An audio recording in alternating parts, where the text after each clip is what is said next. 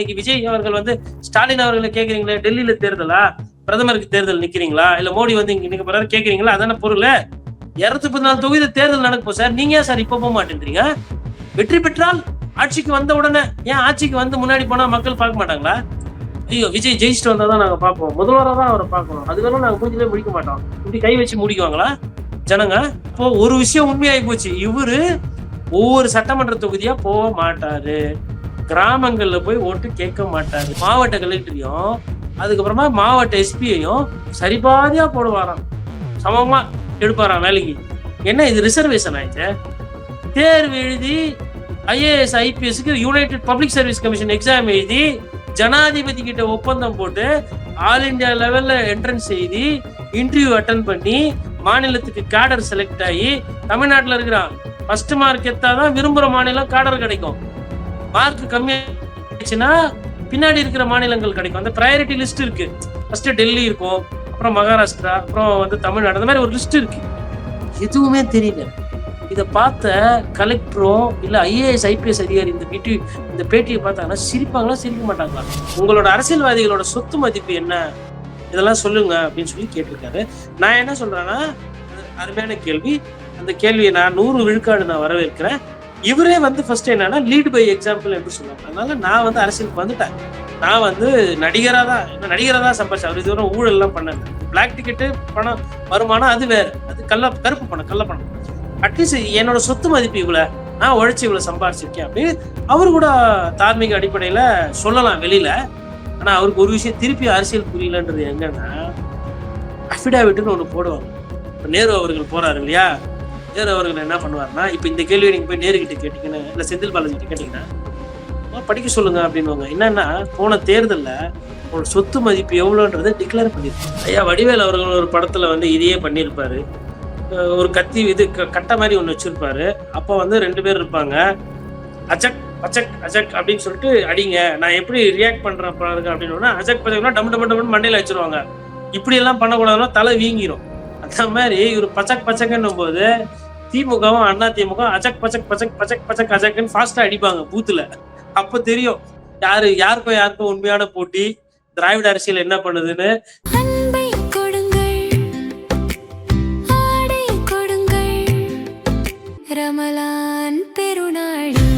Super Saravana stores. Opinion Tamil பார்வையாளர் அனைவருக்கும் வணக்கம். இன்றைய நேர்காணலில் நம்மோடு இணைந்திருப்பவர் மூத்த பத்திரிகையாளர் திரு கோட்டீஸ்வரன் அவர்கள். சார் வணக்கம். வணக்கம். நேயர்களுக்கு அன்பு வணக்கம். சிபிஐ விசாரணைக்கு பின்பு பாஜக மீது ஒரு மென்மையான போக்கை விஜய் கடைபிடிக்கிறாரா அப்படின்ற கேள்வி வருது. ஒன்றிய பட்ஜெட் குறித்தும் அவர் எதுவுமே சொல்லவே இல்லை. இப்போ இந்த வேலூர் கூட்டத்திலுமே பாத்தீங்க அப்படின்னா, முதலமைச்சர் வந்து இது தமிழ்நாட்டுக்கும் டெல்லிக்குமான தேர்தல் அப்படின்னு சொல்லி சொல்றாரு. ஆனா அதை வந்து இவர் எப்படி மாற்றுறாருன்னா, தமிழ்நாட்டுக்கும் டெல்லிக்குமான தேர்தல் ஏன் சொல்றீங்க, நீங்க என்ன டெல்லியில போட்டி போட போறீங்க, எதனா பார்லிமெண்ட் எலெக்ஷனா, தமிழ்நாடு தான் விஜய் தான் தமிழ்நாடு, விஜய்க்கும் ஸ்டாலினுக்கும் தான் போட்டி அப்படின்னு சொல்லி ஒரு நெரேட்டிவை செட் பண்றாரு. இன்னொரு பக்கம் வேலூர்ல சிறுபான்மை மக்களுக்கு ஓட்டுகள் அதிகம் இருப்பதனால சிறுபான்மை மக்களுடைய பாதுகாப்புக்கு தாவேகா தான் வந்து சரியான ஒரு விஷயம் அப்படின்னு சொல்லிட்டு திருப்பரங்குன்றம் விஷுவ மேற்கோள் காட்டுறாரு. அதாவது எரிகிற நெருப்புல எண்ணெய் ஊற்றக்கூடிய கட்சி நாங்க இல்ல, சில நேரங்கள்ல அரசியல்வாதிகள் அமைதியாக இருந்தாவே எந்த பிரச்சனையுமே வராது அப்படின்னு சொல்லி திருப்பரங்குன்ற விஷயத்துல தாம் பேசாமல் இருப்பதற்கான ஒரு விளக்கத்தையும் கொடுக்கிறாரு. இது ரெண்டுமே பாஜகவுக்கு ஆதரவான ஒரு ஸ்டேட்மெண்ட்டாக இல்லையா? திருப்பரங்குன்ற இஷ்யூ ரைட்டுங்க, அது கோர்ட் வந்து தீர்ப்பு சொல்லியிருக்கு. அதை எதிர்த்து அரசு மேல்முறையீடு போயிருக்கு. மேல்முறையீட்டுல என்ன சொல்றாங்கன்றது பார்க்கணும். அது வெறும் இரு தரப்பினரும் வந்து அமைதியா இருக்கணும். இதுதான் என்னோட ஆசை, இதுதான் அறிஞர் அண்ணா கிட்ட நான் கத்துக்கினது, இதுதான் எங்க தாத்தா காமராஜர் எனக்கு சொல்லி கொடுத்தது, இதுல எனக்கு கருத்துன்றது இந்த விஷயம் முடிவுக்கு வரும்போது நான் சொல்லுவேன். அது வெறும் சம்பந்தப்பட்டவங்க யாரும் அவசரப்பட்டு எதுவும் பேசக்கூடாதுன்னு இரு கரம் கூப்பி நான் வேண்டி வணங்கிக்கிறேன். குஞ்சு போச்சு, இதுதான் கருத்து. 40 செகண்ட் ஆயிருக்குமா? இது சொல்ல அவருக்கு அரசியல் தெரியல, கடந்து போறாராமா. சரி, கடந்து போய்கிட்டே எப்படின்னா போட்டோம், அது பிரச்சனை இல்லை. அதை தாண்டி இப்போ அந்த நரேட்டிவ், அதாவது முதல்வருக்கு என்னன்னா, அதிமுகவை எதிர்க்கிறத விட பாஜகவை எதிர்த்தா நமக்கு அதிக ஓட்டு கிடைக்கும், அது ப்ரூவன் ஓட்டு, ஆன்டி பிஜேபி ஓட்டு. அதனால அவர் வந்து அவரோட நரேட்டிவ்ல அவர் போயிட்டு இருக்காரு. இவர் என்ன பண்றாருன்னா, அந்த நரேட்டிவ் வந்து அது எடப்பாடி பழனிசாமி கேட்டுக்கிட்டு இருக்காரு. எப்ப தேர்தல் வந்து முதலமைச்சருக்கு உண்டான தேர்தல்லாம் நீங்க எதுக்கு ஆனவங்கன்னா பிஜேபி என்டிஏன்றீங்க, அதிமுக மாற்றன்னு அவரே இந்த கேள்வி கேட்டுக்கிறாங்க. அதே கேள்வி இவர் கேட்கிறாரு. கேட்டுட்டு அதுல கூட ஒரு தற்பெருமை கடைசியில. போட்டி வந்து ஸ்டாலின் சாருக்கும் விஜய்க்கும் தான். போட்டி வந்து ஸ்டாலினுக்கும் தமிழ்நாட்டுக்கும் தான். விஜய் தான் தமிழ்நாடு. அதாவது இந்த சென்டிமெண்ட் இந்த இந்த டிராமா வார்த்தைகள் இருக்குல்ல, நான் என்ன சொல்றேன்னா, சார் நீங்க தமிழ்நாடு ஆக முடியாது. தமிழ்நாட்டுல நீங்க ஒரு பிரஜை. ஃபர்ஸ்ட் பூலோகம் புரியணும், இல்லைன்னா அரசியல் தெரியணும், இல்ல அரசியல்ல புரியணும். இப்ப நான் போயிட்டு நாளைக்கு நான் ரோட்ல நின்னுன்னு நான் கத்தினே ஓறேன், நான் தமிழ்நாடுனா பாக்குறவங்க என்ன நினைப்பாங்கன்னா, பாவம் நல்லா தான் இருந்தார் பாவம் பத்திரிகையாளர், பேசி பேசி இப்படி ஆயிட்டாரு பொழுது சந்தேகப்படுவாங்களா இல்லையா? அந்த மாதிரி ஆனவனா மக்களோட சேர்த்துக்கிறது, ஆனவனா தமிழ்நாடுன்றது இது. அதாவது அண்ணாவை படிக்க ஆரம்பிச்சிருக்காரு, ரொம்ப சந்தோஷம். அங்கிருந்தான் வருது இந்த வார்த்தைலாம், மக்களுக்கு தமிழ்நாடு. அதை எப்படி பயன்படுத்தணும்ன்றது இன்னும் கொஞ்சம் புரிதல் வரணும். ஒண்ணு. ரெண்டாவது, நாங்க தமிழ்நாட்டுக்கு தான் அரசியல்னு எங்களுக்கு தெரியும். உங்களுக்கு தெரியுமா? தமிழ்நாட்டுலதான் அரசியல்னா இன்னைக்கு விஜய் அவர்கள் வந்து ஸ்டாலின் அவர்களை கேக்குறீங்களே, டெல்லியில தேர்தலா, பிரதமருக்கு தேர்தல் நிக்கிறீங்களா, இல்ல மோடி வந்து இங்க நிக்க போறாரு கேக்குறீங்களா? அதான பொருள். 214 தொகுதி தேர்தல் நடக்கும் சார். நீங்க ஏன் சார் இப்ப போக மாட்டேன்றீங்க? வெற்றி பெற்றால் ஆட்சிக்கு வந்த உடனே, ஏன் ஆட்சிக்கு வந்து முன்னாடி போனா மக்கள் பார்க்க மாட்டாங்களா? ஐயோ விஜய் ஜெயிச்சுட்டு வந்தாதான் நாங்க பார்ப்போம், முதல்வரா தான் அவரை பார்க்கணும், அதுக்கெல்லாம் நாங்க மூஞ்சிலே முடிக்க மாட்டோம், இப்படி கை வச்சு முடிக்குவாங்களா ஜனங்க? அப்போ அப்போ ஒரு விஷயம் உண்மையாகி போச்சு. இவரு ஒவ்வொரு சட்டமன்ற தொகுதியா போக மாட்டாரு, கிராமங்கள்ல போய் ஓட்டு கேட்க மாட்டாரு. ஏன்னா 50 வருஷத்துக்கு ஒரு வாட்டி நடக்கும். ஆனா இவர் எம்ஜிஆரை விட மேல. ஆனா எம்ஜிஆர் போய் வீடு வீடா ஊரா கிராமங்கள் எல்லாம் போய் கேட்டாரு, நான் என்ன தப்பு செஞ்சேன், பிரச்சாரம் பண்ணாரு. சார் வந்து எம்ஜிஆரை விட மேல. அப்புறம் அண்ணாக்கு லைட்டா அண்ணா விட மேல. ஏன்னா அண்ணாவே என்னைக்குமே நான் தமிழ்நாடுன்னு சொன்னது இல்லை. நான் இருக்கிற வரலும் என் தாய் தமிழ்நாடுல நான் கொண்டு வந்த ஒரு சில சட்டங்களையோ திட்டங்களையோ யாரும் தொட்டு பார்க்க முடியாதுன்னு தான் சொன்னாரு. அண்ணா என்னைக்குமே போய் நான் தமிழ்நாடு என் ஊர் தமிழ்நாடுன்னு சொல்ல.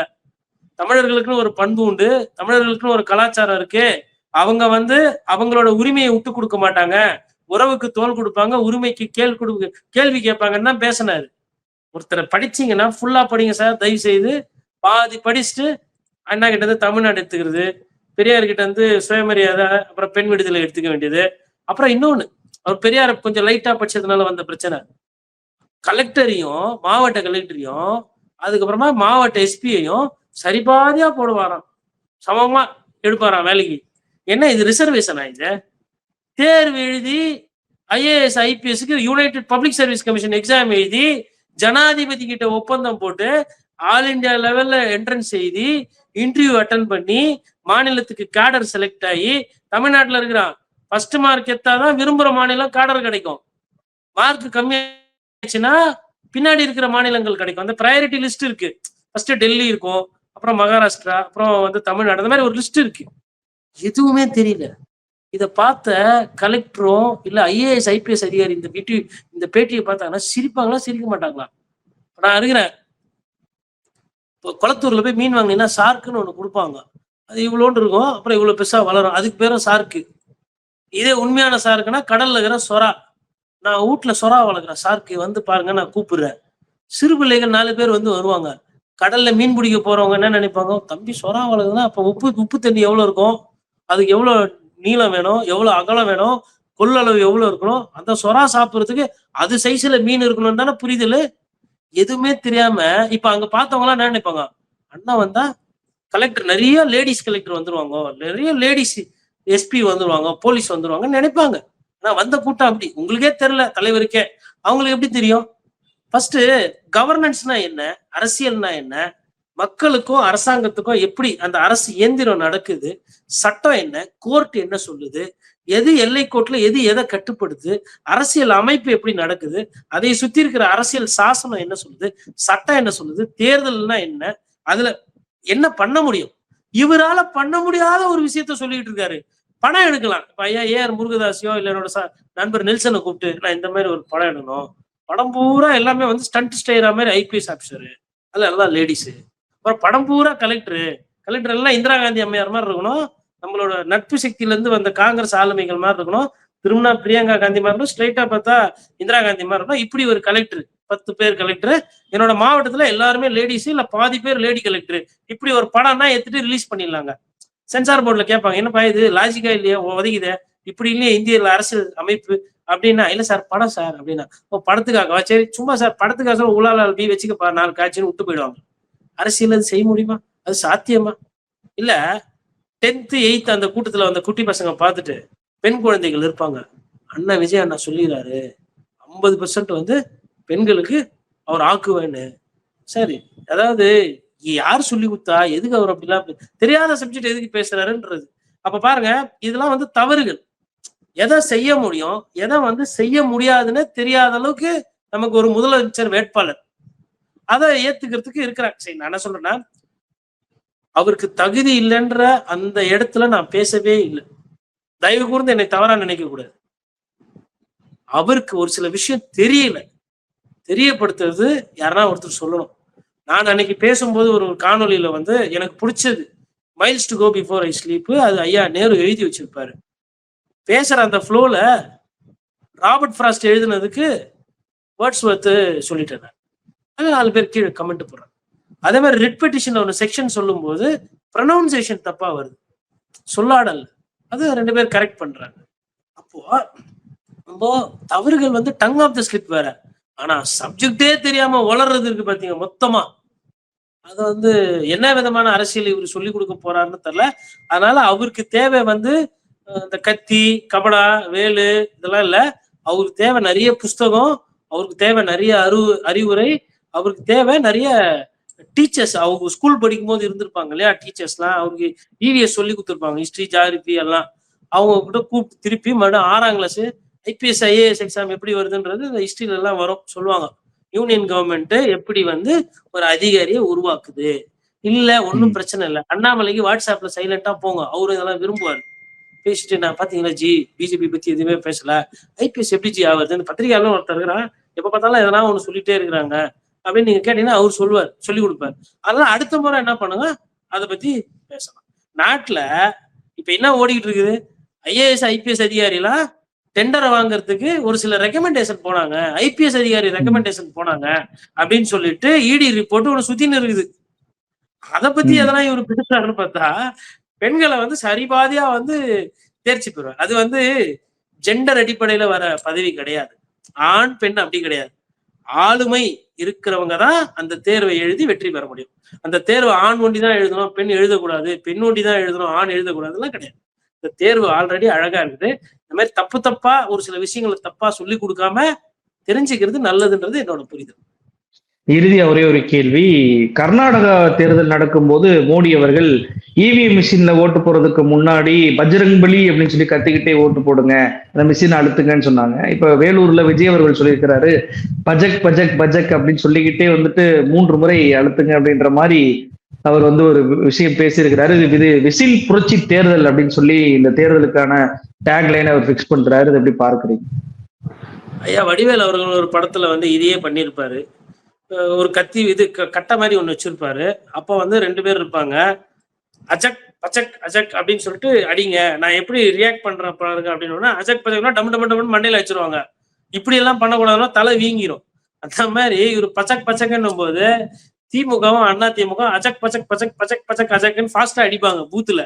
அப்ப தெரியும் யாருக்கும் உண்மையான போட்டி, திராவிட அரசியல் என்ன பண்ணுதுன்னு. இதுல அண்ணன் சீமானை வேற மறந்துட்டேன், 3வது பெரிய கட்சி அவருதான். அதுல அவரு என்ன பண்ண போறாங்கன்றது பாக்கணும். அதுக்கப்புறம் இப்போ பிரேமலதா அவர்கள் வந்து வேற கூட்டணின்னு வேற பேசிட்டாரு, கல்லாப்பெட்டி கூட்டணி அப்படின்னு சொல்லிட்டு. கடைசியா போய் சேர்ந்தது அவங்கதான். அப்ப அவங்கள மனசுல வச்சுதான் கல்லாப்பெட்டின்ட்டாரு. பெட்டி அரசியல்ன்றதையும் அவங்க தொண்டருக்கு சொல்லிட்டாங்க. அவங்க என்ன எதிர்வினை ஆற்ற போறாங்க அப்படின்றத நம்ம பார்க்கணும். ஏன்னா அரசியல்ல வந்து சுவாரஸ்யம் ரொம்ப முக்கியங்க. ஒருத்தர் இந்த மாதிரி தேர்தல் நேரத்துலதான் அவங்க எல்லாம் அடிச்சுக்கிறத நம்ம பார்த்து சந்தோஷப்பட முடியும். இல்லைன்னா இவங்களெல்லாம் போய் நம்ம கேள்வி கேட்கவோ இல்ல இவங்க பின்னாடி போய் நம்ம வந்து செக் பண்ண முடியாது, இல்ல இவங்கள வந்து கேள்விக்க முடியாது. ஆனா ஒரு கேள்வி எனக்கு அதுல ரொம்ப பிடிச்சிருந்தது, விஜய் அவர்கள் கேட்டது, உங்களோட அரசியல்வாதிகளோட சொத்து மதிப்பு என்ன, இதெல்லாம் சொல்லுங்க அப்படின்னு சொல்லி கேட்டிருக்காரு. நான் என்ன சொல்றேன்னா, அது அருமையான கேள்வி. அந்த கேள்வியை நான் 100 விழுக்காடு நான் வரவேற்கிறேன். இவரே வந்து ஃபர்ஸ்ட் என்னன்னா லீட் பை எக்ஸாம்பிள் என்று சொல்லுவாங்க. அதனால நான் வந்து அரசியலுக்கு வந்துட்டேன். நான் வந்து நடிகரா தான் சம்பாதிச்சேன். அவர் இதுவரை ஊழல் எல்லாம் பண்ணல. பிளாக் டிக்கெட்டு பணம் வருமானம் அது வேற, அது கருப்பு பணம், கள்ள பணம். அட்லீஸ்ட் என்னோட சொத்து மதிப்பு இவ்வளவு, நான் உழைச்சு இவ்வளவு சம்பாதிச்சிருக்கேன் அப்படின்னு அவரு கூட தார்மீக அடிப்படையில சொல்லலாம் வெளியில. ஆனா அவருக்கு ஒரு விஷயம் திருப்பி அரசியல் புரியலன்றது எங்கன்னா, அஃபிடாவிட்னு ஒண்ணு போடுவாங்க. இப்ப நேரு அவர்கள் போறாரு இல்லையா, நேரு அவர்கள் என்ன பண்ணுவாருன்னா, இப்ப இந்த கேள்வியை நீங்க போய் நேரு கிட்ட கேட்டீங்கன்னா, இல்ல செந்தில் பாலாஜி கிட்ட கேட்டீங்கன்னா, படிக்க சொல்லுங்க அப்படின்னுவாங்க. என்னன்னா போன தேர்தல்ல அவங்களோட சொத்து மதிப்பு எவ்வளவுன்றதை டிக்ளேர் பண்ணிருப்பாங்க. என்ன பண்ணணும், உண்மையிலே ஒரு அரசியல்வாதி இல்ல மக்களுக்கு அரசியல் தெரியுமா தெரியலையா அப்படின்னா, மக்களை ஒருத்தனா இருக்கிற நான் ஒரு விஷயம் சொல்லித்தரேன் அவருக்கு. போன வருஷம் 2021ல அவருக்கு எந்தெந்த அரசியல்வாதி பிடிக்கலையோ, அவங்க அதிமுக இருக்கட்டும் இல்ல திமுக இருக்கட்டும் இல்ல பாஜக, அவங்களோட அபிடாவிட்ட பிரிண்ட் அவுட் எடுத்துன்னு வந்து இன்னைக்கு இந்த பிரிண்ட் அவுட்டை காட்டி, இதுதான் அந்த எம்எல்ஏ பேர், இதுதான் இந்த அமைச்சர் பேர், இதுல பாத்தீங்கன்னா இதுதான் இவர் சொத்து மதிப்பு. சத்தியமா சொல்லுங்க, உண்மையிலே உங்களுக்கு அவ்வளவுதான் சொத்தா? அப்போ ஏன் எஃப்ஐஆர் போடணும்னா பயப்படுறீங்க? ஏன் மேல் கொட்டு போறீங்க, கீழ்கொட்டு போறீங்க, ஏன் எதிர்கொள்ளக்கூடாது அப்படி கேட்டாருன்னா கரெக்ட், அதுல போட்டுருக்கும். உதாரணத்துக்கு உதயநிதி ஸ்டாலின் அவர்களோட சொத்து மதிப்பு எவ்வளவுன்னு பாத்தீங்கன்னா, சேப்பாக்கம் ட்ரிப்ளிகேன் அபிடாவிட் எடுத்து பாத்தீங்கன்னா அதுல இருக்கும். அப்போ எந்த விதமான ஹோம்ஒர்க்கும் பண்றது இல்ல, மக்களையும் களத்திலையும் போய் மக்களை சந்திக்க போறது கிடையாது. அதுதான் அது நம்ம இந்த கேள்வி கேட்கறோம்ல, போவோம் போவோம் போட்டுன்னு. அப்ப என்ன பண்ணிட்டாருன்னா, இப்போ அவங்க ஆளுங்களுக்கு பதில் வேணும் இல்லையா? அண்ணன் தொகுதி தொகுதியா போவாரா, கிராமங்கள்லாம் போய் பார்ப்பாங்கன்னா, ஆட்சி வந்தவன செய்யறாரு சொல்லிட்டாருல்ல அப்படின்வாங்க. அப்ப இது என்னன்னா 40 நாள் ஓட்டு போடுற வேலைலாம் மக்களை ஏமாத்துற வேலை. ஓட்டு கேட்டு கூட இவர் வரமாட்டாரு கிராமத்துக்கு. ஓட்டு கேட்டு கூட இவர் மக்களை சந்திக்க மாட்டாரு. ஏன்னா அவரை யாரும் விடுறது இல்ல. சரி, நீட் தேர்வு பிரச்சனையானப்ப அனிதாவை போய் பாத்தீங்களா? அப்ப யாரு விட்டது? இப்ப யாரு விட்டது? இவரு கேட்கறது மாநாடு பெர்மிஷன். இவரு நான் பிரச்சாரம் போறேன் அப்படின்னா யாரும் எதுவும் சொல்ல போறது கிடையாது. இன்னும் கொஞ்ச நாள்ல பாருங்க உதயநிதி ஸ்டாலின் போவாரு. நேத்து மாதவரம் பொன்னேரியில எதிர்கட்சி தலைவர் எடப்பாடி பழனிசாமி போய் பிரச்சாரம் பண்ணாரு. அவங்களுக்கு என்ன பிரச்சனை ஆகி போச்சு? இப்போ கிட்டத்தட்ட ஷீட்டு போட்டவொடனே நீங்க வேணா பாருங்க, அந்த கூட்டமும் இன்னைக்கு விஜய் அவர்களுக்கு சேர்ந்த கூட்டமும் ஒண்ணுதான்.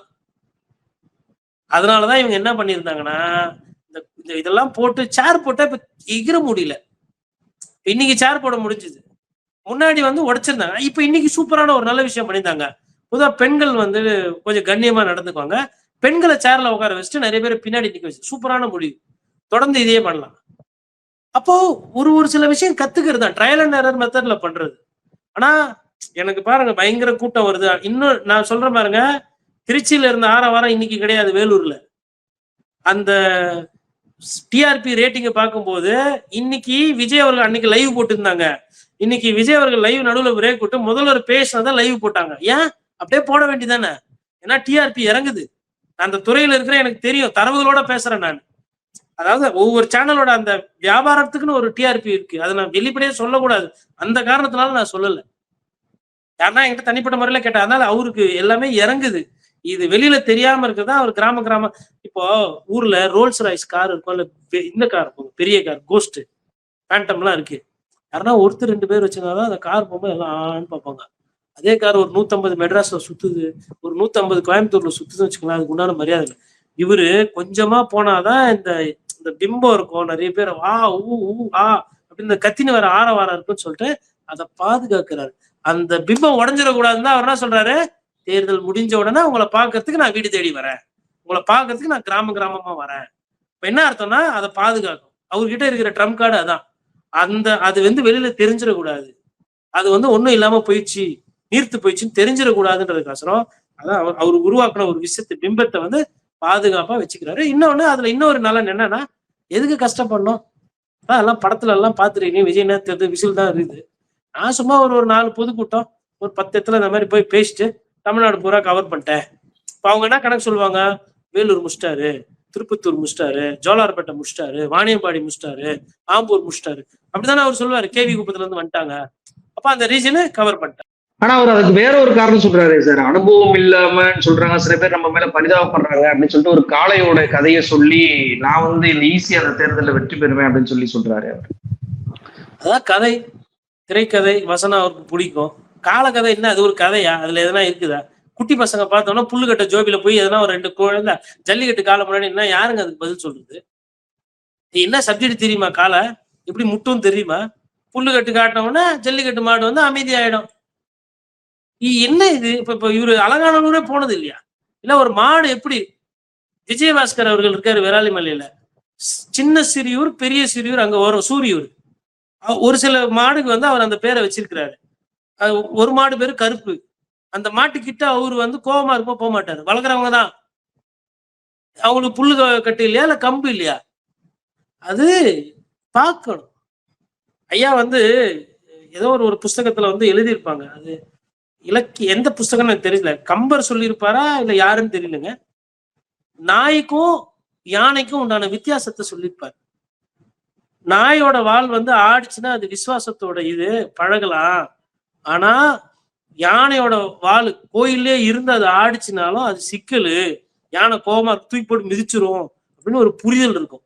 அப்ப ஜல்லிக்கட்டு காலன்னா என்னன்னு தெரியாம அது ஏதோ பிஸ்கெட்டுக்கும் புல்லுக்கட்டு காட்டின உடனே அதுக்கு வந்துட்டு அப்படியே அமைதியாகிடும். குழந்தை வந்து குழந்தை ஹைட் என்ன, ஜல்லிக்கட்டோட காளையோட ஹைட் என்ன, கதை நல்லா இருக்குது. லாஜிக்குன்னா தான் உதைக்குது நமக்கும் அவருக்கும். நான் கூட அந்த கதையை அப்படியே கேட்டுட்டு போயிட்டேன்னா எனக்கு பிரச்சனை கிடையாது. இதை பார்த்துட்டு இப்ப நிறைய பேர் ரீல்ஸ் போடுவாங்களா இல்லையா பாருங்க. மாப்பிள்ள காளி அவுத்து விடு, புல்லு கட்டு தர பாரு, ஜோபில இருந்து எடுத்துனுவான். ஒரு சிலது கம்முன்னு போயிடும், மாடு சாப்பிட்டுட்டு முட்டுச்சுன்னா அது சர்ச்சையாகும். எடுத்துக்காட்டு சொல்லுங்க, நல்ல கதையா படிங்க. இல்லைன்னா ஐயா நம்ம ஆல் இண்டியா ரேடியோல பேசுவார் ஒருத்தர், அருமையான அவர் பேர் சட்டுன்னு அவரோட அந்த கதைகள்லாம் இருக்குது, அதெல்லாம் கேளுங்க. அந்த மாதிரி கதைகள், அரசியல் கதைகள், ஐயா காளிமுத்தோட ஸ்பீச் கேளுங்க. அரசியல்ல எப்படி குட்டி கதைகள் சொல்றதுன்னு இருப்பாரு. இல்ல ஐயா கலைஞரோட காட்சிகள் பாருங்க. இல்ல தைரியம் வேணும் வீரியம் வேணும் அம்மையார் ஜெயலலிதாவோட வீடியோ பாருங்க. இல்ல மக்கள் மக்கள் மக்கள் மக்களை பத்தியே சிந்திக்கணும், மக்களோடவே வாழணும்னா அறிஞர் அண்ணாவோட வீடியோஸ் கேளுங்க. இதெல்லாம் பண்ணுங்க. அதை விட்டு இந்த மாதிரி இந்த குட்டி கதைகள்லாம் யாரு சொல்றாங்கன்னு தெரியல. அது மாதிரி இந்த மாதிரி கதைகள்லாம் வேணா, இதுல டேஞ்சர் இருக்குது. விஜயோட ரசிகர்கள் எல்லாம் சின்ன பசங்க. ஆளுக்கு 2 பேர் 2 புல்கட்ட ஜோபில சொருவின்னு மதுரையிலயோ அலங்காநல்லூர்லயோ இல்ல நமக்கு வந்து புதுக்கோட்டை சைட்லயோ போனாங்கன்னா சிக்கலா போயிடும். அதனால சொல்றேன். நிகழ்ச்சியை கலந்து கொண்டு பல்வேறு தொழில் நிலையிட்டு பெருந்துட்டீங்க. ரொம்ப நன்றி சார். நன்றி.